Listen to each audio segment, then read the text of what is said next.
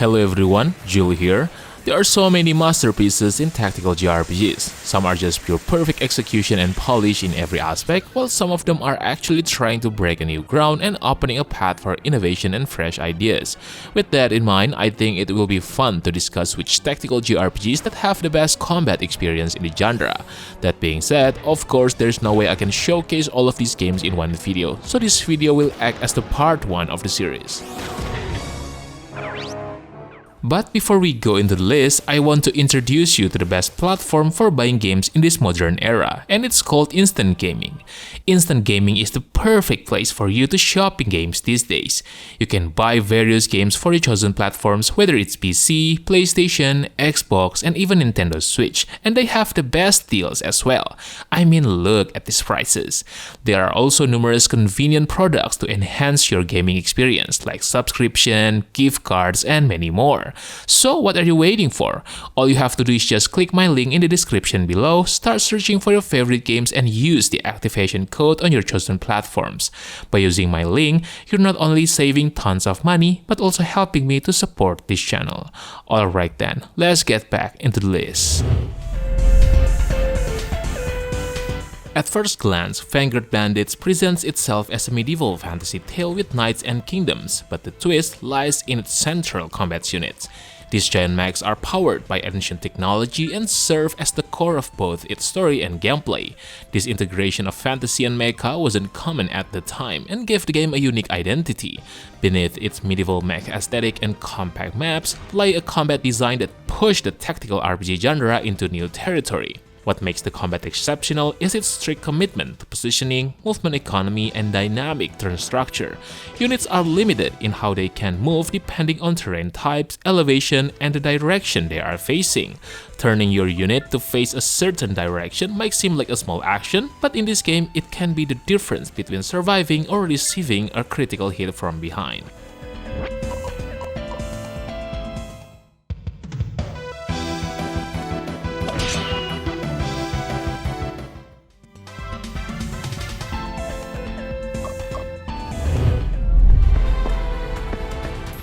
In a genre often defined by large-scale battles and long-term progression systems, Redemption Reaper succeeds by narrowing its focus.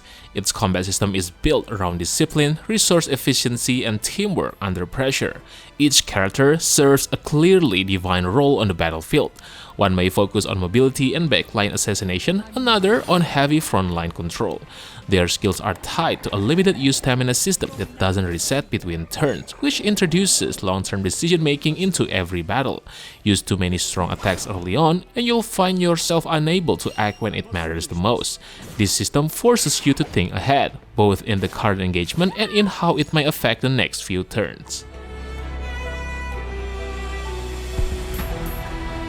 Meet your demise!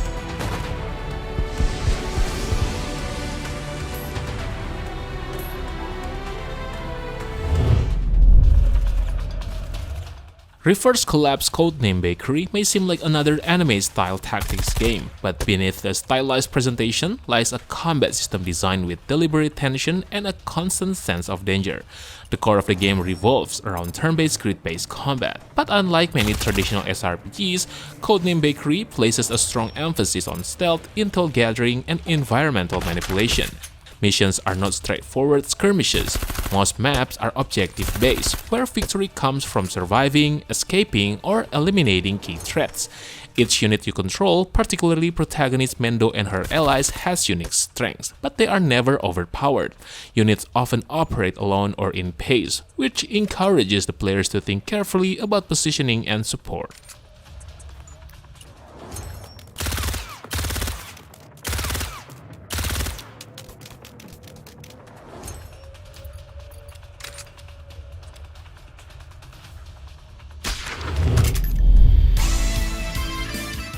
Super Robot Wars Original Generations is a love letter to mecha enthusiasts, but its true strength lies in its combat system.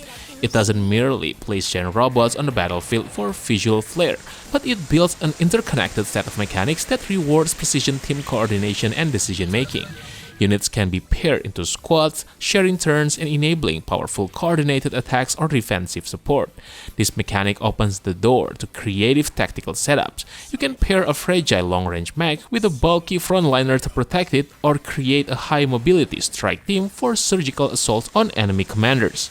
Attacks also come in a wide variety of forms: beam weapons, ballistic projectiles, melee finishers, and even combination attacks between specific pilots. These aren't just cosmetic differences. Enemies often have resistances or weaknesses to certain types of damage, and knowing when to switch weapons mid-battle can determine the outcome.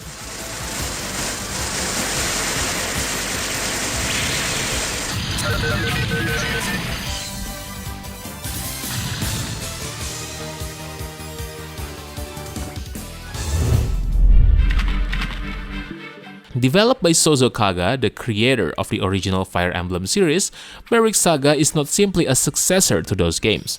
Where many SRPGs rely on predictable grids, binary hit or miss systems, and level grinding, Berwick Saga introduces a battle system that is less about number crunching and more about logistical control.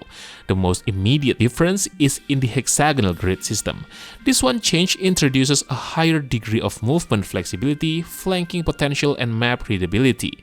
Instead of being confined to the orthogonal movement patterns, players are encouraged to think in 6 directions, which opens up more tactical options for both offense and retreat. Berwick Saga also uses unit-specific weapon types, combat skills, stamina costs, and reaction mechanics to determine how each engagement unfolds. Weapon accuracy is split into categories. Some weapons are guaranteed to hit under the right conditions, while others rely on the enemy's movement, terrain bonuses, or positioning.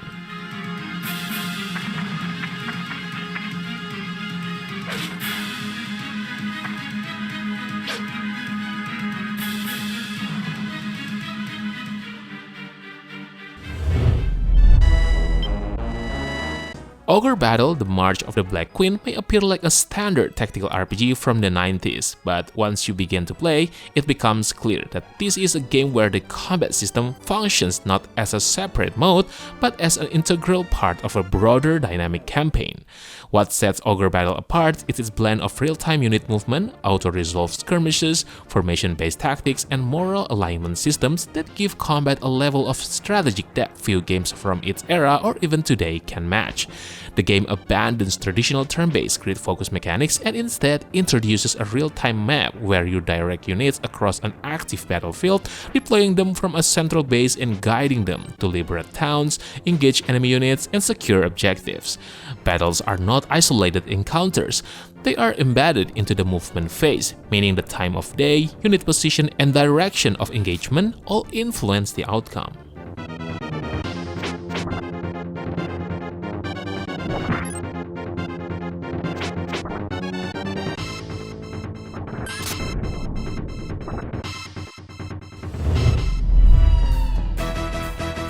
Disgaea 5 doesn't follow the usual tactical RPG conventions. Where most games aim for controlled balance and tightly altered encounters, Disgaea 5 embraces mechanical access and player freedom. It offers one of the most intricate and unrestricted combat systems in the genre, one that encourages experimentation, extreme min-maxing, and creative problem-solving through its vast array of interconnected features. A major highlight of the combat system is the team-based synergy mechanics. Players can lift and throw allies or enemies to reposition them, stack characters into towers, perform team attacks based on adjacency and affinity, or initiate combo chains that boost damage output. The game's geo-panel system also adds another dimension to battlefield control. Mastery of this mechanic often leads to strategic dominance of the battlefield, and its presence transforms static maps into interactive puzzles.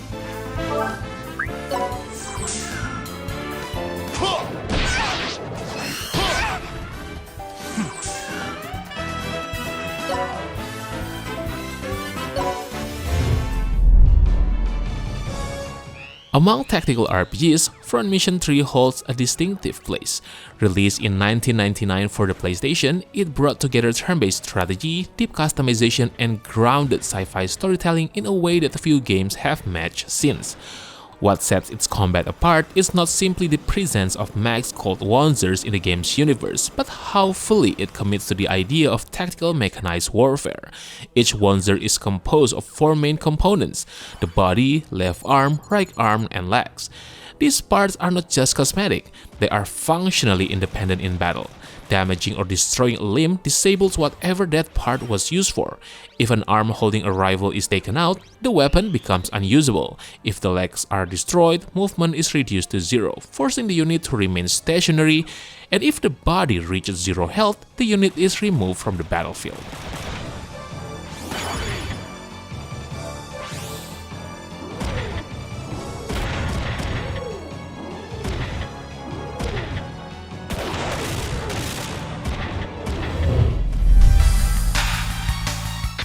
Arc the Lad 2 stands out not just as a strong sequel, but as a game that defines how to scale up combat without losing clarity. Released for the original PlayStation in 1996 and later localized in the Arc the Lad collection, it bridges the gap between traditional turn-based strategy and the flexibility of open-ended character development. Its combat system isn't flashy or overly complex, but what makes it exceptional is how it seamlessly blends fast-paced tactical battles with deep character progression. The foundation of combat in Arc the Lad 2 is a turn-based grid-based system where characters and enemies take turns moving and attacking based on speed values. The movement and attack ranges are clearly defined, and the camera gives a clear isometric view of the battlefield, which helps players read positioning without ambiguity. Each character in the game has a distinct set of strengths and weaknesses, with access to unique abilities and weapon types. Some are melee focused, others specialize in range combat or elemental magic. As the game progresses, your party grows significantly, giving players a roster that exceeds 20 fully playable characters.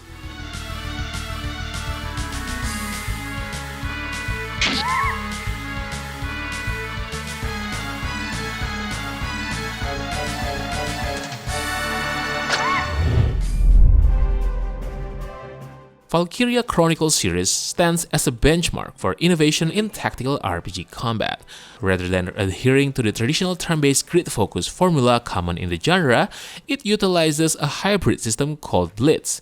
This system blends real-time third-person control with a turn-based command structure. At the core of each mission is the command mode, a top-down map where players view the battlefield and choose which unit to control next. Every action taken consumes command points, and each unit can be moved individually in action mode. Here, the game transitions into real-time movement from a third-person perspective. Players can walk, run, take cover, and aim manually before firing. This approach creates a unique sense of agency and tactical awareness. You don't just give a command and watch it played out, you physically move the unit into position, avoid enemy overwatch fire, and aim the shot yourself.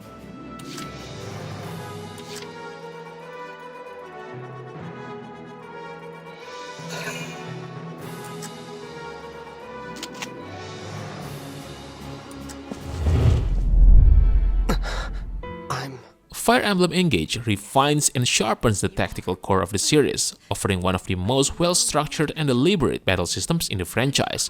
Where previous entries like Three Houses lean into social systems and narrative complexity, Engage pivots back toward gameplay-first design. The game is lighter on story and character depth compared to its predecessor, but for players seeking a phenomenal tactical gameplay, this game is definitely a must-have. What Fire Emblem Engage emphasizes more than its immediate predecessors is clarity and specialization. Each unit fits tightly within a role, with defined strengths and weaknesses. This design is simple to understand yet difficult to master, which in my opinion is better than trying to overwhelm players with lots of complex mechanics. One of the most important parts, however, is the return of the weapon triangle, a rock-paper-scissors dynamic between swords, axes, and lances. Engage goes beyond just stat bonuses and introduces the break system. This single mechanic adds significant tactical nuance. Players are rewarded for engaging enemies with the right matchups, and punished if they ignore the flow of combat advantages.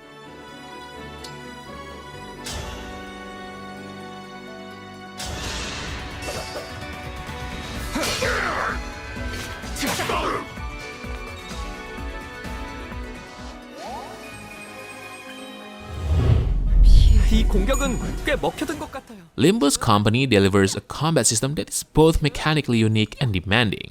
Developed by Project Moon, the studio behind Library of Arena and Lobotomy Corporation, Limbus Company builds upon its predecessor systems with an approach that merges turn-based combat with real-time planning, synchronizing visual logic with layered mechanics. At the core of the game's combat is the clash system, where attacks are not simply traded based on speed or turn order, but contested through head-to-head comparisons of values drawn from attack skills. Each turn begins with a planning phase, where players select skills across multiple scenarios organized in a speed-based initiative queue. However, the timing of selections and the chain in which skills are chosen can alter the final outcome. This makes combat feel less like a traditional menu-based RPG and more like a dynamic cause-and-effect battle simulation that responds to player order and input.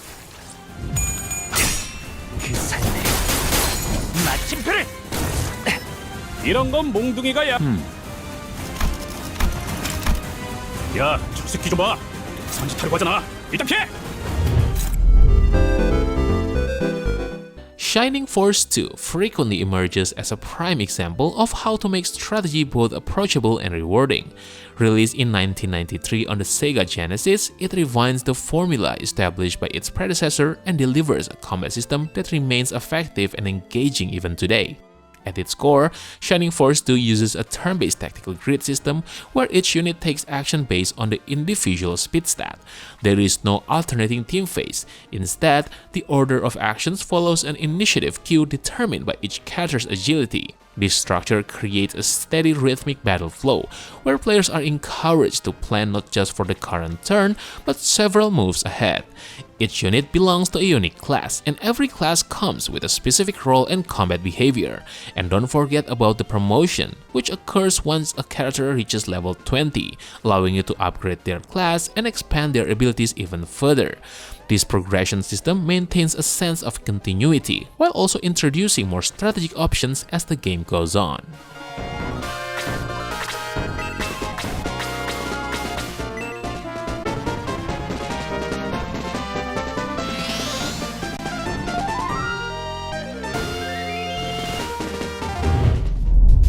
바보 같은 녀석. Troubleshooter Abandoned Children might not have the mainstream visibility of more famous tactical RPGs, but for those who value smart, methodical turn-based combat with an extraordinary level of customization and challenge, it stands out as a top-tier experience. The game is structured around small-scale tactical missions, with the player commanding a squad of characters, each with a unique role. At first glance, it resembles titles like XCOM or Final Fantasy Tactics, but Troubleshooter quickly establishes its own identity. Where many tactics games rely on limited skill sets or rigid class systems, this game instead offers complete control over how each character is built through an expansive mastery system, weapon traits, passive synergies, and skill trees. Combat plays out on grid-based maps, with turn order determined by a dynamic initiative system. What elevates the gameplay is the seamless integration of various mechanics, like line of sight, combo chains, overwatch reactions, all function together in a clear, systematic way. Players who understand these systems can manipulate the battlefield effectively, not by chance but by precision. 이미 저항은 무의미합니다. 몇 개! 다음은 누구입니까? 모두 상대해드리겠습니다.